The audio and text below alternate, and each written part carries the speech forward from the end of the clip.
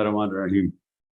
देखें पाकिस्तान के जो हालात है ना, वो एक चार्ल्स डिकन्स की फेमस सेइंग है कि it was the best of times and it was the worst of times.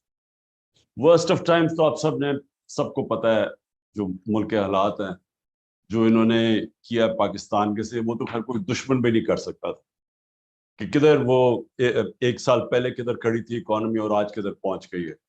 और ये बार बार हमें ब्लेम करते जा रहे थे कि जी हमारी वजह से है। तो अ, इस तरह का जो डिजास्टर हुआ है, ये तो इसके ऊपर तो कोई, सिर्फ मैं यही कह सकता हूँ कि इन्होंने माजी में भी सारा वक्त डिजास्टर किया, कोई गोल्डन एज तो आई नहीं थी इनकी। 99 में भी ये डिजास्टर छोड़ के गए थे, 2018 में भी छोड़ के गए थे। तो मैंने जब बाजवा को कहा और फिर ये शौकत को भेजा उसको बताने के लिए कि हमें जब पता चला ये साजिश कर रहा है, तो हमने उसको बताया, मैंने भी बताया, इसने भी, कि इस वक्त बड़ी मुश्किलों से कमोडिटी सुपर साइकिल के होते हुए हम बड़ी डेलिकेटली अपनी इकोनॉमी बैलेंस कर रहे हैं। क्योंकि उस वक्त तेल तो वो $110 पे पहुंच चुका था बैरल पे इंटरनेशनली, तो प्रेशर तो पड़ा जा रहा था।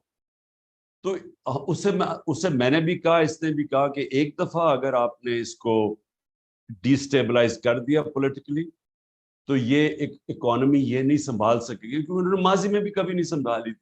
एनीवे वो हो गया। तो देखें, अभी जो जावेद आपने बात की पॉलिटिकल इकोनॉमी की, देखें असल में ये हो ही नहीं सकता कि आपकी पॉलिटिकल इंस्टेबिलिटी हो और आपकी इकोनॉमी ठीक हो जाए। ये हो ही नहीं सकता कि आप एक वीक पॉलिटिकल गवर्नमेंट आए और वो आके रिफॉर्म्स कर दे। यानी मुझे पता है कि किस तरह हमने ये 3.5 साल गुजारा किया था, जब हमारे पास क्लियर मेजोरिटी नहीं थी, हम मजबूत नहीं थे, तो किस तरह के प्रेशर फेस करने पड़े कि जब भी कोई ताकतवर माफिया के ऊपर हाथ डालते थे, तो अपने अंदर से ही अपनी मेजोरिटी बचाने में प्रॉब्लम लग जाता था। और फिर जब सुपर किंग साहब अगर फैसला करें कि यहाँ अकाउंटेबिलिटी नहीं होनी, तो हम जो मर्जी कर लें, अकाउंटेबिलिटी नहीं हो सकती थी, क्योंकि यहाँ हमारी कमजोरी इतनी थी। तो ये जो अब है, ये वर्स्ट ऑफ टाइम्स तो बता दिया, बेस्ट ऑफ टाइम्स तब आएगा अगर एक स्ट्रॉन्ग और स्टेबल गवर्नमेंट पब्लिक मैंडेट से आए, और फिर इस क्राइसिस की वजह से वो स्वीपिंग रिफॉर्म्स करे, जो बड़ी देर पहले पाकिस्तान को करना चाहिए था, लेकिन ना किसी की विजन थी और ना हो सकता ताकत भी ना हो, जो हमारे पास नहीं थी वो स्ट्रेंथ। लेकिन अब मैं पहली दफा देख रहा हूं कि इस क्राइसिस में तो आप बिजनेस एज यूजुअल कंडक्ट कर ही नहीं सकते। इसमें तो आप वो स्टेप्स लेने पड़ेंगे जो मेरे नहीं ख्याल में किसी गवर्नमेंट ने अभी तक ली, वो लेने पड़ेंगे, क्योंकि कोई भी चीज अब इस क्राइसिस से निकल नहीं सकती। लेकिन मेरे ख्याल में कि अगर एक पब्लिक मैंडेट से गवर्नमेंट आए, लोगों से सच बोले, लोगों को तैयार करे। मैं जो अपनी कौम को जानता हूं, जो मैंने एक जीरो से पार्टी उठा के इधर तक आज पहुंची है कि सबसे बड़ी पार्टी है पाकिस्तान की तारीख में, ये जो आज आज जो पब्लिक हमारी स्टैंडिंग है, ये किसी पार्टी की नहीं थी। वेस्ट पाकिस्तान, हाँ, मुजीबुर रहमान की पार्टी थी 1970 में ईस्ट पाकिस्तान, लेकिन इधर कभी पार्टी की इस तरह की पब्लिक बैकिंग नहीं जो आज इसकी। तो इस पब्लिक बैकिंग का फायदा उठाते हुए हम अगर इलेक्शंस के अंदर एक क्लियर मेजोरिटी आती, उसके बेस के ऊपर लोगों को मेंटली तैयार करके पहले कि आप एक्सपेक्ट करें कि हमने बड़े मुश्किल वक्त से गुजरना है, हमने ये कैंसर फैल रही है जिस्म में, इसको काटना है, तकलीफ होगी, लेकिन उसके बाद आपका अच्छा वक्त आ जाए। जो मैं अपने लोगों को जानता हूं, आप देख लेना, ये बड़ी रिजिलियंट कौम है, ये खड़ी हो जाएगी। सिर्फ उसका हमें करना क्या पड़ेगा उस मुश्किल वक्त में, जो सानिया नेशनल के प्रोग्राम्स हैं, जो बड़े अच्छे, मुझे भी इसने एक्सप्लेन किया, वो जो टारगेटेड सब्सिडीज का प्रोग्राम है, हेल्थ कार्ड है, हमने उनकी प्रोटेक्शन के लिए, जिस तरह सस्ते कर्जे हैं, ये हमें उनकी प्रोटेक्शन के लिए चीजें देनी पड़ेंगी, जो सबसे वनरेबल तबका, उसको दे के तो फिर बड़ी रेडिकल रिफॉर्म्स, जिसमें सारी आपने बात कर दी। ये जो गवर्नेंस सिस्टम है, ये तो बिल्कुल ही एक ऐसा सिस्टम है जिसके अंदर हम निकल ही नहीं सकते, ये जो हमारे प्रॉब्लम्स। وہ اس کی وجہ یہ ہے کہ اتنا انویلڈی قسم کا سسٹم ہے کہ آپ جو ہم چیزیں چاہتے ہیں نا, ہمارا پرابلم تو ٹوین ڈیفیسٹس ہے, ایک طرف کرنٹ اکاؤنٹ ہے, دوسری طرف فسکل ہے. تو ان دونوں کو ٹھیک کرنے کے لیے پہلے تو ریفارمز چاہیے سسٹم, ہر تھرو آؤٹ ہر چیز کے اندر ریفارم چاہیے. لیکن جو میں سب سے پہلے جو شارٹ ٹرم کی آپ بات کر رہے ہیں نا شوکت, سب سے جو ہم امیڈیٹ اگر ہم کہیں سے ریلیف مل سکتی ہے, کیونکہ دو ہی پرابلمز ہو جاتے ہیں. سب سے بڑا پرابلم تو ڈالر کا ہوتا ہے, ہمارا روپیہ گرنا شروع ہو جاتا ہے, اس سے انفلیشن بڑھنی شروع ہو جاتی ہے, اس سائیکل کے اندر ہی ہم پھنسے ہوئے ہیں, اور اس کی وجہ سے انویسٹمنٹ نہیں آتی. کیونکہ جب آپ کا کرنسی گر رہی ہو تو جو باہر سے انویسٹر ہے وہ اگر یہ سمجھتا ہے کہ ڈالر میں ہی پیسے رکھے تو فائدہ ہے, وہ کیوں پاکستان میں اپنے ڈالر چینج کر کے انویسٹ کرے. اور اپنے بھی لوگ, ہمارے بھی لوگ آج جو حالات ہیں پاکستان کے, سارا پاکستان کے اندر بھی انویسٹر وہ ڈالر ہی لے کے بیٹھ جائے. وہ کیوں انویسٹ کرے جب اسے پتا ہے کہ اسے یہ نہیں پتا کہ کرنسی کتنی تیزی سے گرے گی. سو جو سب سے امپورٹنٹ چیز وہ یہ ہے کہ ہم پہلے تو اپنے روپے کو کیسے مضبوط کر سکتے, وہ کون کون سی چیزیں ہیں جو ڈالر انکم بڑھا سکتی, اور وہ سب سے امپورٹنٹ جو اوورسیز پاکستانی ہیں اس کو ہم کیسے پاکستان کے اندر انویسٹ کروا سکتے. ہم نے ریمیٹنسز تو اس نے ہمیں ٹرسٹ کیا, ریکارڈ ہم نے اٹھا دی. روشن ڈیجیٹل بائی دا وے 1.5 سال کے اندر تقریباً 5.5 ارب ڈالر آ گیا تھا, اور وہ تیزی سے بڑھ رہا تھا, یعنی تیزی سے گرو کر رہا تھا. تو ہم اور کیا کر سکتے ہیں ان کو اس ملک میں انویسٹ کروانے کے لیے. میں نے 2 بڑے پروجیکٹ سوچے تھے. ایک یہ سندھ گورنمنٹ نے سکیٹل کر دیا بنڈل آئیلینڈ کا, billions of dollar, 5-6 billion dollar تو ایک وقت ہی کمٹ ہو گئے تھے باہر سے, بڑے کنسورشنز تھے. اور پھر یہ راوی سٹی, یہ بھی اس کو بھی 12 مہینے اس اسٹے آرڈر دے دیا, 12 مہینے. تو وہ 12 مہینے وہ انویسٹرز, اور اب پہلی دفعہ آ گئے انویسٹرز, اور وہ بھی اور سارے باہر سے. تو یہ جو پاکستان کے اندر ڈالرز کیسے لے کے آنے ہیں اوورسیز پاکستانی سے, یہ ہے کہ اچھا اب میرا سب سے زیادہ انٹریکشن اوورسیز پاکستانی سے, کیونکہ شوکت خانم کا آدھا پیسہ ادھر سے آتا ہے, بنانے میں سب سے زیادہ انہوں نے میری مدد کی تھی کیونکہ میں جاتا تھا پاکستانی کمیونٹیز. سو ان کو پرابلمز کیا آتے ہیں. نمبر 1 کہ وہاں ٹائم بہت لگتا ہے. وہ کہتے ہیں پاکستان کے اندر اگر آپ انویسٹ کرتے ہیں تو ٹائم بڑا ضائع ہوتا ہے. ہماری جو سپیڈ ہے کام کرنے کی, جو گورنمنٹ ڈپارٹمنٹس میں, وہ اتنی سلو ہے کہ ہمارے لیے بڑا مشکل ہے کہ ہم ٹائم از مانی. تو وہ سب سے پہلے تو وہ یہ کمپلین کرتے ہیں. سیکنڈلی وہ رشوت کی بات کرتے ہیں, ہر جگہ وہ پیسے لیتے ہیں, اور جو سپیڈ منی کہتے ہیں, وہ جو لوگ اس سسٹم پہ عادی ہو جائیں وہ یہاں ایڈجسٹ ہی نہیں کر سکتے. اچھا کئی دفعہ ان کے بچے آ کے یہاں بڑے موٹیویٹڈ ہوتے ہیں پاکستان میں انویسٹ کرنے کے لیے, وہ بےچارے یہاں دھوکے کھا کے جب ان سے کوئی فراڈ ہوتا ہے, کوئی کانٹریکٹ انفورسمنٹ نہیں ہوتی, وہ سارے واپس چلے جاتے ہیں. تو اوور لاسٹ 40 ایئرز جو میں نے اوورسیز پاکستانی کو اتنی دفعہ دیکھا, کوشش کرتے تھے آنے کے لیے, یا سسٹم ہی نہیں الاؤ کرتا ان کو انویسٹ کرنے کے لیے.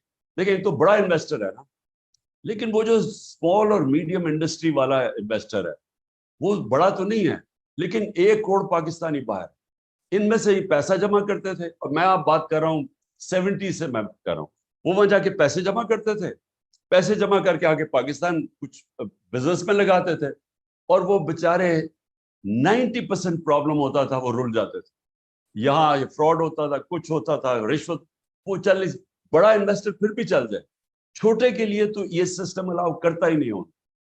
سو نمبر 1 میری چیز یہ ہے کہ جو ہمیں ریفارمز کرنی ہے گورننس کے اندر, وہ سب سے پہلے ہم ساری رکاوٹیں روکیں جو کہ ان کے راستے میں آتی. میں جب چائنا بھی گیا, میں نے ان کے پریمیئر سے بات کی, پریمیئر لی سے, کہ ہم پاکستان میں انڈسٹری اپنی ریلوکیٹ کریں. ادھر بھی اسی نے یہ کہا, کہتا کہ اتنی دیر لگتی ہے, وہ سارے کمپلین کرتے ہیں کہ وہاں اتنا پروسیس اتنا لیٹ ہے کہ وہ افورڈ نہیں کر سکتے, وہ چھوڑ کے آ جاتے ہیں. آپ انسینٹیو بھی دیں تو اس کا بھی فائدہ نہیں. سو پہلے تو یہ جو میں کہہ رہا ہوں نا کہ یہ کرائسس اپرچونٹی دے گا اپنا گورننس سسٹم ٹھیک کرنے کا. ہم نے یہ لاسٹ اپنے آخری 6-7-8 مہینے میں اسمال اور میڈیم انڈسٹری پہ بڑا زور لگایا. ان کی, کیونکہ سب سے بڑی تو ان کے اوپر رکاوٹیں, تو ان کی ساری ہم نے گیلوٹین کی, جتنی بھی ان کے اوپر پرمیشنز لینی ہوتی اور انسپیکٹرز اور جو وہ سارا ہم کرتے گئے, تو وہ ہم اس طرف جا رہے تھے. لیکن بہت بڑا رکاوٹ آتی ہے سسٹم کے اندر سے. ایک سسٹم جو کرپٹ ہو چکا ہے, اس میں لوگ پیسے بنا رہے ہیں, وہ چینج آنے نہیں دیتے. ایف بی آر کے اندر ہم نے اتنی ٹیکنالوجی لانے کی کوشش کی, وہ جب وہ آنے لگتا تھا, وینڈر آتا تھا کوئی باہر سے کہ وہ سارے ہم آٹومیٹ کریں, ادھر سے اندر سے کوئی جا کے وہ اندر سے جا کے کوئی کرتا تھا, وہاں عدالت میں چلا جاتا, اسٹے آرڈر میں جاتا تھا. اور یہ جو ٹریک اینڈ ٹریس سسٹم ہے, ہمیں اتنی دیر لگی ہے کیونکہ ساری بڑی بڑی کارپوریشن انڈسٹریز یہ سیلز ٹیکس چراتی ہیں. اور جو ساری جو شوگر انڈسٹری سے جو ہم نے جب وہ کیا اس کے اوپر انویسٹیگیشن, تو 30 سے 25% ساری شوگر انڈسٹری کے لوگ سیلز ٹیکس چرا رہے تھے. تو وہ ٹریک اینڈ ٹریس سسٹم بڑی مشکلوں سے ہم نے, وہ بھی پہلے سیبوٹاج ہوتا رہا, وہ فائنلی آیا, تو اس سے ایک دم انکم بڑھ جانی تھی. لیکن اب پتہ نہیں مجھے کیا سچویشن ہے, لیکن ہماری آخر میں وہ ایک بیوریجز اور یہ شوگر انڈسٹری اور بڑی بڑی جو سیمنٹ پہ آنے. تو کہنے کا مقصد میرا یہ ہے کہ اب جو ٹائم ہمیں ہمارے پاس یہ جو کرائسس کا ہے, یہ بہت بڑی اپرچونٹی ہوگی کہ ہم وہ اسٹرکچرل ریفارمز کر دیں اپنے سسٹم میں, جس کے اندر ہم پہلے تو وہ انوائرمنٹ بنائیں انویسٹمنٹ کے لیے. اور میں سمجھتا ہوں کہ سب سے پہلے اوورسیز پاکستانی آئیں گے. چائنا اور انڈیا کی جب انہوں نے کھولی اپنی اکانومیز, تو ان کی سب سے پہلے ایکسپریٹڈ کمیونٹی کی سب سے پہلے انویسٹمنٹ آئی. ان کے لیے ہم تیار کریں, اور دیکھیں وہ فینومینل ان کے پاس ریسورسز ہیں اوورسیز پاکستانیز کے پاس. تو میں یہ فگر کوٹ کرتا ہوں کیونکہ مجھے اپنا والوں نے دی کہ 16,000 پاکستانی امریکن فزیشنز کی نیٹ ورتھ $200 بلین ہے. اور جو ٹاپ 10 پاکستانی, امریکہ کی صرف بات کر رہا ہوں, ان کی $25 ارب. تو یہ سارے جو لوگ ہیں یہ ابھی بھی پاکستان کے لیے ترستے ہیں آنے کے لیے, درد فیل کرتے ہیں, ڈیمونسٹریٹ کرتے ہیں جب برا ہوتا, لیکن انویسٹمنٹ نہیں لے کے آتے کیونکہ وہ سسٹم ہی الاؤ نہیں کرتا. اور ہم نے نمبر 1 یہ ہو گیا. نمبر 2 جو میری وہ بھی آخر میں ہم نے یہ ریئلائز کیا کہ یہ جو بھی چیز ڈالر انکم لے کے آتی, اس کے لیے ایک علیحدہ منسٹری ہونی چاہیے, کیونکہ وہ کون سی چیزیں ڈالر لے کے آتی ہیں, تاکہ ان کی صرف فوکس ہو کہ وہ منسٹریز جو جدھر جدھر, کیونکہ وہ کراس دا بورڈ ہوتی ہے نا, ایک تو ایکسپورٹس ہیں آپ کی, لیکن اور بھی آپ کی ہیں, ایگریکلچر ہے, اس کے اندر کون سی چیزوں سے ہم امپورٹ سبسٹیوشن کر سکتے ہیں, لانگ ٹرم پلاننگ ہو, تو وہ ایک جگہ سے مانیٹر ہو. کیونکہ میں نے ریئلائز کیا کہ وہ علیحدہ جگہ کام ہوتے ہیں, ان کی کوئی کوآرڈینیشن ہی نہیں ہوتی, اور پھر کوئی کسی کو, یعنی جو بیوروکریسی میں لوگ کام کر رہے ہوتے ہیں, کسی کو اہمیت ہی نہیں ہے کہ ہمیں کتنا امپورٹنٹ ہے اس ملک میں ہم ڈالر انکم بڑھائیں. ایک مثلا کہیں سے گرانٹ آ رہی تھی ڈالرز کی, میں آپ کو صرف مثال دے رہا ہوں, $500 ملین کی آ رہی تھی. وہ ورلڈ بینک والا وہ جو ایلانگو تھا وہ میرے پاس آیا, کہتا کہ تمہیں پتا ہے تمہارے پاس صرف 2 ہفتے رہ گئے اور وہ گرانٹ واپس جا رہی ہے. میں بڑی دیر کا, میں 3 مہینے پہلے ہم نے گو ہیڈ دی ہوئی تھی اس کو. تو میں نے جب چیک کیا, ایک سیکشن آفیسر نے آبجیکشن لگا دی تھی اس کو, گرانٹ آ رہی ہے $500 ملین کی, اس آبجیکشن کی وجہ سے وہ صرف 2 ہفتے رہ گئے تھے, وہ گرانٹ واپس جا رہی تھی. تو یعنی ایسے لگتا ہے کہ لوگوں کو سمجھ ہی نہیں ہے کہ کتنی امپورٹنٹ ہے اس ملک کے اندر ہماری ایکسپورٹ ارننگز یا ڈالر انکم. تو میں یہ سوچ رہا تھا کہ ایک اگر منسٹری کا صرف یہ کام ہو کہ کون سی چیزیں ڈالرز لے کے آتی ہیں, اور وہ ان کی سارا وقت پلاننگ ہو رہی ہو کہ ہم کیسے اس کو ایکسپینڈ کر سکتے ہیں, ہم کدھر کدھر پرابلمز آ رہے ہیں وہ دور کریں. تو اور پھر ایگریکلچر ہے, اور مثلا ٹورزم کی کبھی بھی نہیں ہونی چاہیے کہ اس کو یہ پروونسز کے اندر چلے گئے ٹورزم, ان کے پاس کیپیسٹی نہیں ہے ٹورزم ڈیولپ کرنے. ٹورزم فیڈرل سبجیکٹ ہونا چاہیے اوور آل آپ, کیونکہ اس میں اتنا زیادہ پیسہ آ سکتا ہے. صرف ریلیجس ٹورزم میں جو ہم نے شروع کی تھی, ایسی بدھسٹ سائٹس ہیں پاکستان میں, لیکن اس کا کوئی, اب وہ کے پی کے پاس, کے پی میں جو پڑا ہوا ہے مثلا بہت زیادہ سائٹس پائے ہیں, اور یہ جو 40 فٹ کا سلیپنگ بدھا پڑا ہے جو ہمارے دور میں ڈسکور ہوا, تو اس کے لیے تو پورا ایک پلان بننا چاہیے کہ کیسے اٹریکٹ کریں. میں نے وہ کوئی بدھسٹ مانکس آئے, تو انہوں نے کہا جی یہاں ساری دنیا اس کو دیکھنا آنا چاہتی ہے، وہاں کوریا سے آئے ہوئے. تو ہمارے پاس نہ کے پی کے اندر کیپیسٹی تھی کہ وہ اس کو پوری طرح مارکیٹ کریں یا ڈیولپ کریں، اور نہ ہی کسی کے پاس ہے. صرف یہ ٹورزم بھی یہ بہت بڑا منی ارنر ہے. میں آپ کو ایک اور بات بتاؤں، میرے پاس آیا آسٹریا سے، اس نے مجھے کہا کہ آپ کا جو وہ ناردرن ایریاز پھر کے آیا، اس نے کہا آپ پاکستان دنیا کا اسکیئنگ کیپٹل بن سکتا ہے، کیونکہ وہ برف پگھلتی جا رہی ہے گلوبل وارمنگ سے. ہماری اتنے اونچے اونچے پہاڑ ہیں کہ وہاں سارا سال اسکیئنگ ہو سکتی ہے. تو اینی وے میں صرف یہ اگزامپل دے رہا ہوں کہ ہمارے پاس کیپیسٹی، اب جی بی کے اندر کیپیسٹی ہوگی کہ وہ ڈیولپ کرے اس کو. سو یہ بھی ایک جو بھی ڈالر ارنر کی آپ کو مثال دے رہا ہوں. سیکنڈلی منرلز، اب منرلز بھی چلے گئے سارے صوبوں کے پاس، ان کے پاس بھی کیپیسٹی نہیں ہے. اب اتنی پوٹینشیل ہے منرلز کے اندر ڈیولپ کر، لیکن وہ بھی جب ایک تکڑی منسٹری فیڈرل لیول پہ ہوگی تو وہ ڈیولپ ہوگا. شیر بشک صوبوں کو چلا جائے، لیکن اس کی ڈیولپمنٹ کے اندر تو ایک پاورفل منسٹری بنے جو سارا وہ ڈیولپ کرے. میں صرف مثال دے رہا ہوں جو ڈالر ارن کر سکتے ہیں. اور پھر سیکنڈلی جو ایکسپینڈیچر، یہ جو آپ نے بات کی بالکل ٹھیک شوکت، کہ اتنا بلوٹڈ ہماری گورنمنٹ بیٹھی ہوئی ہے. ابھی آپ نے فگرز دیے ہیں ان کے اوپر کتنا پیسہ اب ان کی انکریز، سیلری انکریز پہ ملک کی کتنی ریسورسز جائیں گی.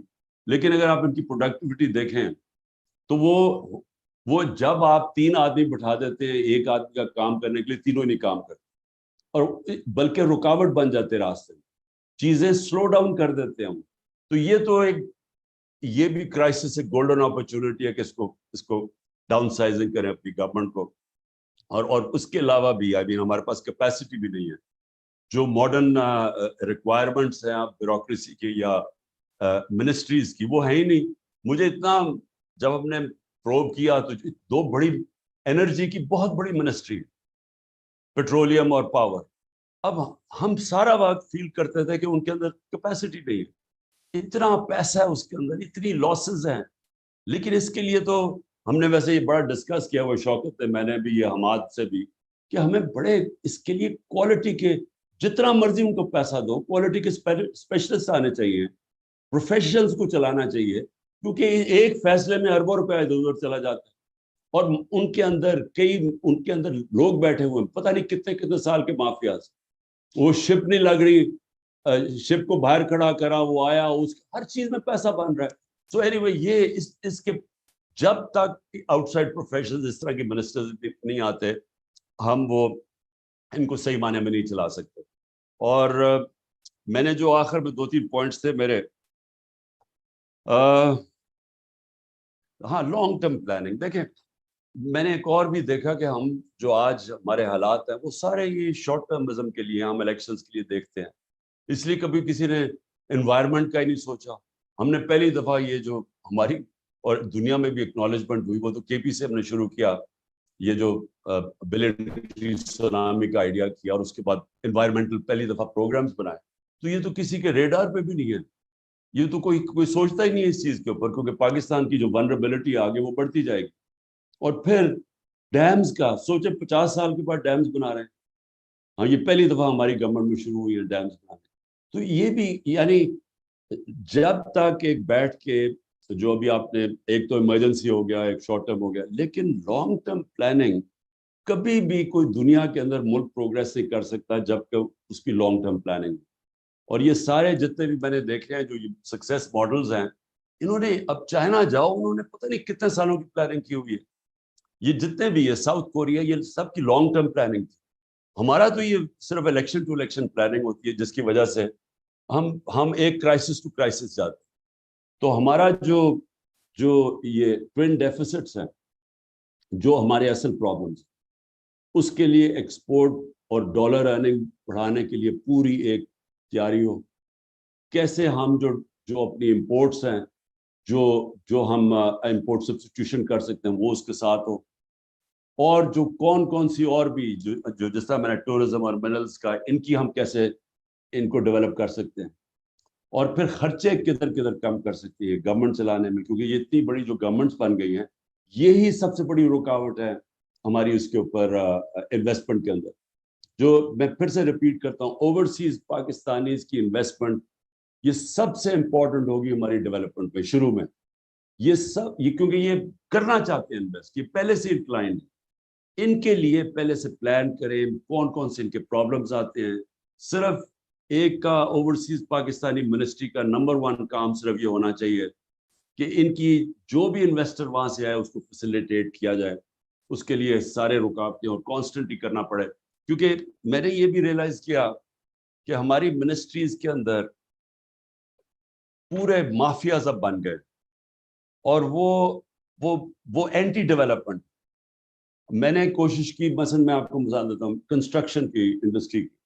ہم جب کووڈ کے اندر پھنس گئے اور بالکل ہی اکانومی ٹھپ ہو گئی, تو میں نے پھر وہ خاص اس کے IMF کے ہیڈ سے بات کی, اور ہم نے کنسٹرکشن انڈسٹری کو ہم نے پھر انسینٹیوائز کیا, کیونکہ وہ روزگار دیتی ہے زیادہ. آپ یقین کریں کہ مجھے ہر ہفتے میٹنگ کرنی پڑتی تھی, ہر ہفتے فیصلہ ہوتا تھا کہ جی آپ کی اب یہ رکاوٹیں آ رہی ہیں. وہ کنسٹرکشن انڈسٹری کے بھی لوگ آئے ہوئے تھے, وہ کہتے تھے یہ پرابلمز آ رہے ہیں, وہ ہم ریموو کرتے تھے, فیصلہ ہو جاتا تھا. 2 ہفتے کے بعد پھر میٹنگ ہوتی, پتہ چلتا تھا انہوں نے پھر سے کوئی اور چیز ایڈ کر دی, ایک سینٹنس لگا دیا, وہ رکاوٹ آ گئی. تو وہ اتنا بڑا پرابلم تھا. تو مجھے 6 مہینے لگے ہر ہفتے میٹنگ کرتے کرتے ایونچولی وہ کنسٹرکشن کو سیکٹر کو انسینٹیوائز کرنے کے لیے, اور اس کے بعد وہ بوم کر گیا. جو سب سے بڑا پرابلم ہے نا وہ ہے اسمال اور میڈیم انڈسٹری. وہ ان کے اتنی زیادہ پرابلمز ڈالتے ہیں ان کے راستے میں, کیونکہ ان سے بھی ہماری میٹنگز ہوتی تھی. اچھا وہاں بھی یہی ہوتا تھا. اور ایف بی آر کے اندر اچھا آپ کہتے جی یہ چیزیں کم کریے, ٹیکس کر دیں, انسینٹیوائز کریں, وہ تھوڑی دیر کے بعد وہ کوئی اور لائن ڈال کے پھر وہ ٹیکس لگا دیتے. یعنی بھیا ٹیکس نہیں لگاتے تھے, اپنی پاور چھوڑتے نہیں تھے.